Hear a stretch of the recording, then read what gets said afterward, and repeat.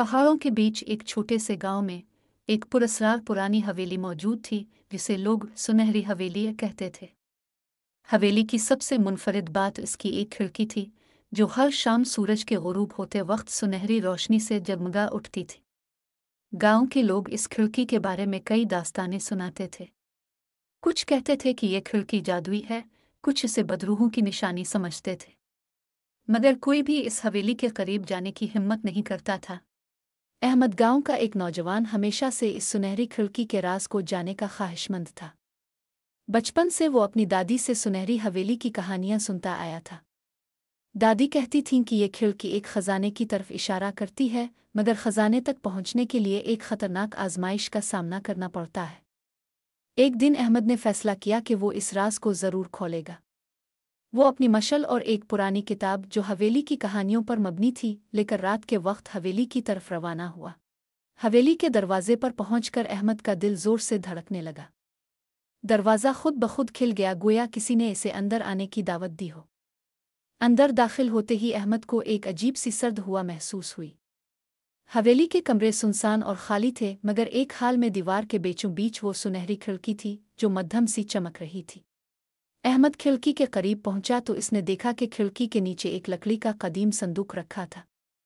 संदूक पर एक जुमला कंदा था, जो इस खिड़की के राज को खोलेगा, इसे अपने दिल की सबसे बड़ी ख्वाहिश कुर्बान करनी होगी।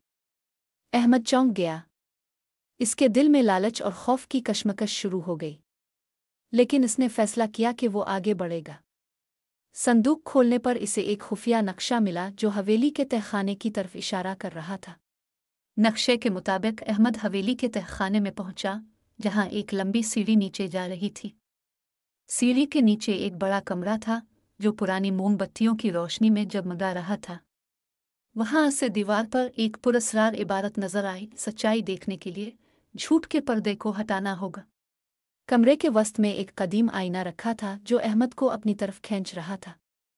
जैसे ही अहमद ने आईने में झांका, इसे अपने अंदर की तमाम कमजोरियां और खौफ नजर आने लगे। ये आजमाइश इसके लिए निहायत मुश्किल थी, लेकिन इसने अपने दिल की सच्चाई को कबूल कर लिया।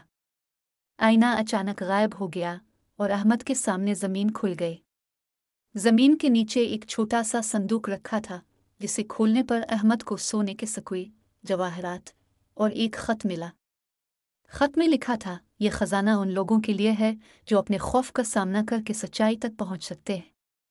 लेकिन याद रखो, इस दौलत को दूसरों की भलाई के लिए इस्तेमाल करो, वरना यह तुम्हारे लिए बर्बादी का बाइस बनेगी।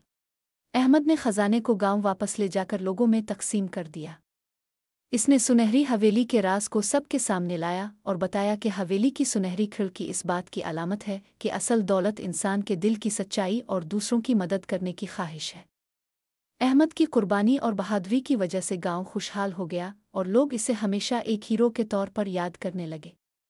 सुनहरी हवेली की कहानी एक सबक बन गई कि खौफ का सामना करना और दूसरों के लिए भलाई करना ही असल कामयाबी है।